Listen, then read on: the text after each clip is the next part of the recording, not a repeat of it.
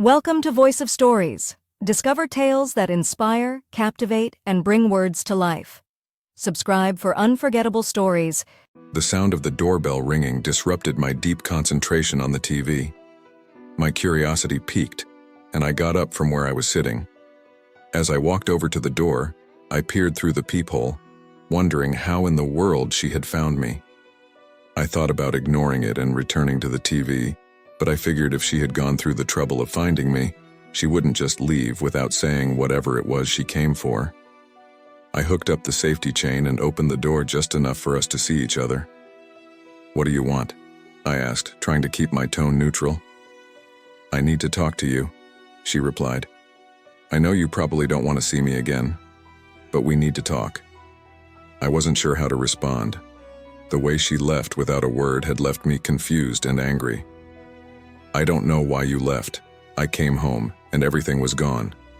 "No note, no explanation," I said, my frustration building. "How could you not know why?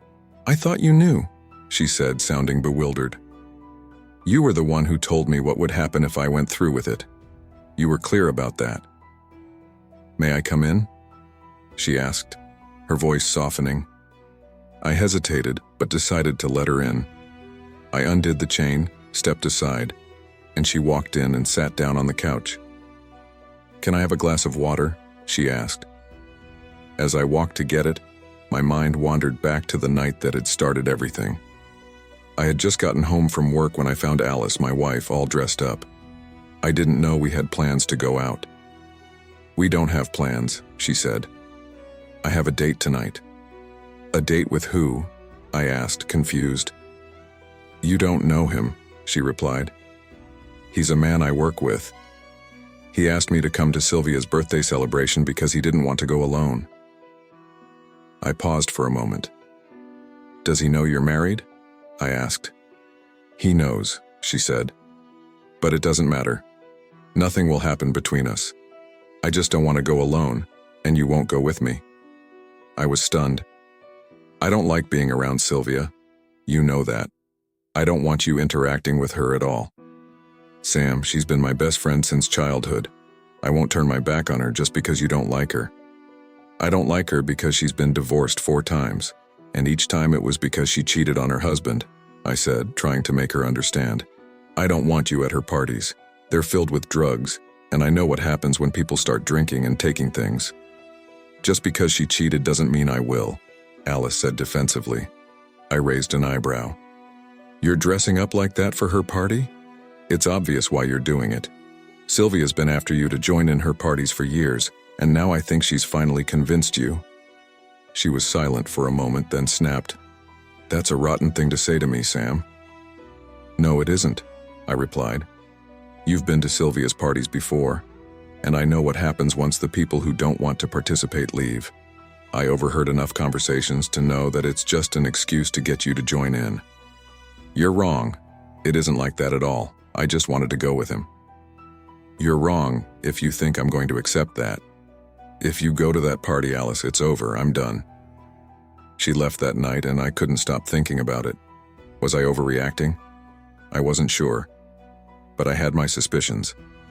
I knew Alice was close to Sylvia, but the kind of closeness where people can easily be manipulated. The next morning, the phone rang at 1 a.m. It was Sylvia, and I knew from the way she spoke that something was terribly wrong. "Alice has found herself a real man now," she said, laughing. Before I could respond, I heard Alice's voice. The sounds of intimacy were unmistakable. I hung up the phone in disbelief. The next few hours were a blur. I packed up my things, checked into a motel, emptied my bank accounts, and quit my job. My phone had been ringing nonstop, but I turned it off.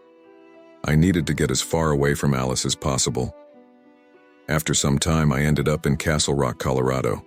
I found a new job and started over. 2 years passed and I had moved on, dating, and even had a friend with benefits. Then, out of nowhere, Alice found me. "How did you find me?" I asked. "A private investigator," she said, hesitating. "I sold the house to pay for it."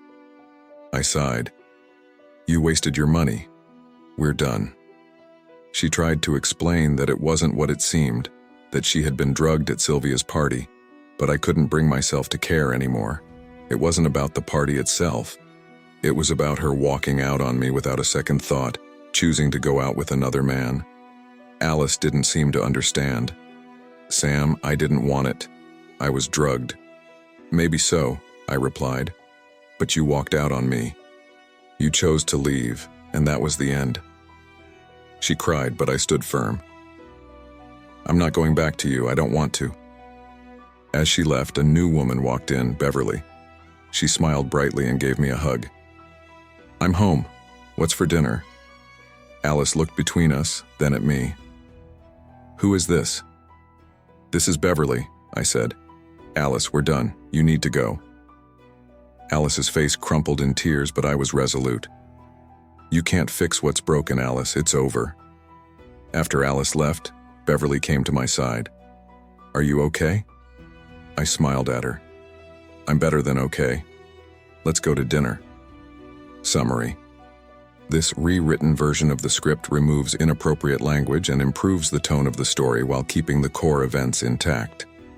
The focus is on the emotional turmoil caused by Alice's actions and the eventual decision to move on from the toxic relationship.